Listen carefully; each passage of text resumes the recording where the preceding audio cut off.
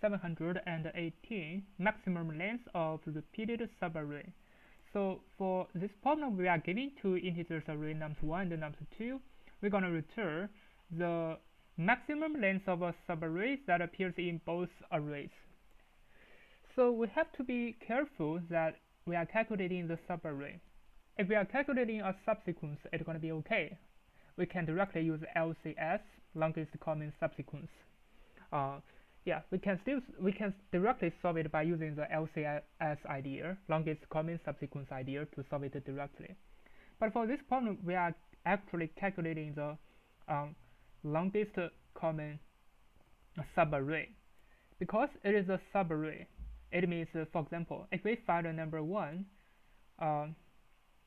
if this is a number 1, we have to find another number 1, it's going to be here. If we have found a number 2, after this one, we cannot find a number 2.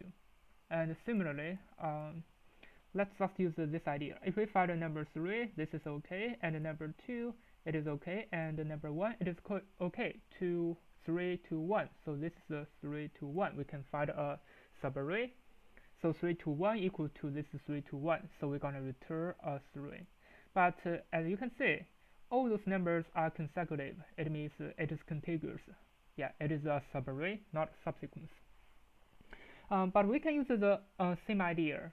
So this means for any number, so for example, if this number 3 equals to this number 3, and then we're going to check the final result. If this number 2 equal to this number 2, we're going to record a final result. It's going to be the maximum of the result.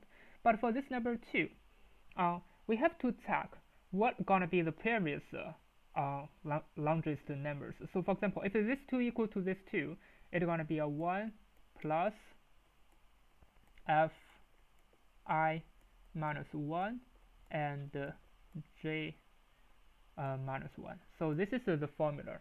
Only for this number equal to this number, and then we're going to check it. If they are not equal, so for example, this number 3 and this number 4, if they are not equal, definitely we don't need to do anything about it. Only if they are equal, we're going to check it. So the idea is that if we are making a drawing of a 2D table, yeah. So if this is a 1 here, this is going to be 2, this is going to be 3, it's going to be something, this is going to be 4, because they are equal and they are equal. If we are calculating this one, this 4 is deducted from this 3 plus 1 because they are equal. If they are not equal, we will ignore it. But we're going to record all the maximum number of the 2D array.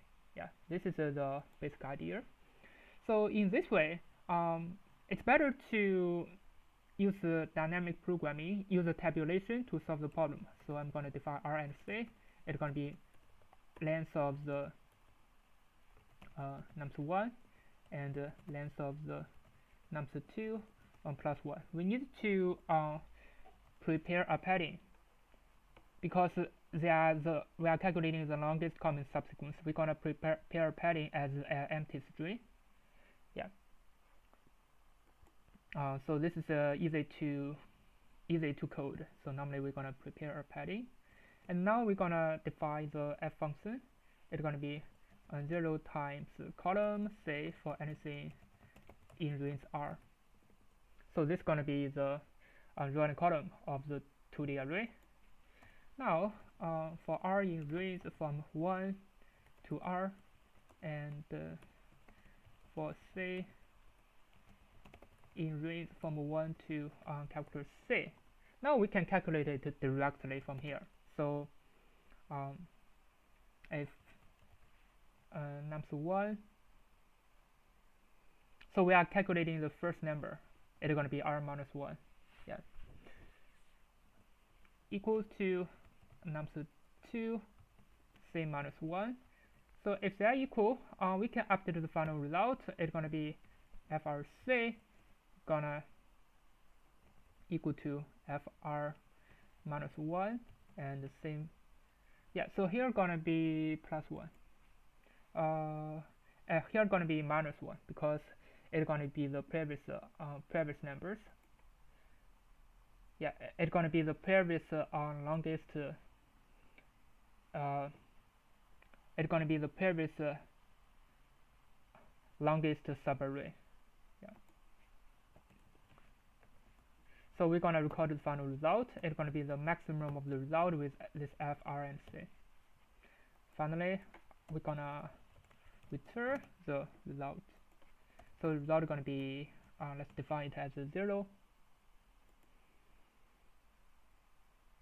Yeah, now as you can see it works. Now let me just submit it. Yeah, as you can see it works and it's pretty fast. So the idea is that this is similar to longest common subsequence. If it is a longest common subsequence, we should know that it's gonna have an else situation. So else it's gonna be something like yeah, it's gonna be something like this way. It's gonna be the maximum of the 2. But currently we don't need it. I mean, currently we don't need it because we are not calculating the longest common subsequence. We are just calculating the longest common subarray. This means all those areas need to be deleted. And we just need to check the situation if they are equal. If they are equal, we're going to record the result and we're going to update the final result. So this is the idea. I think that's all about it. Thanks for watching. See you next time.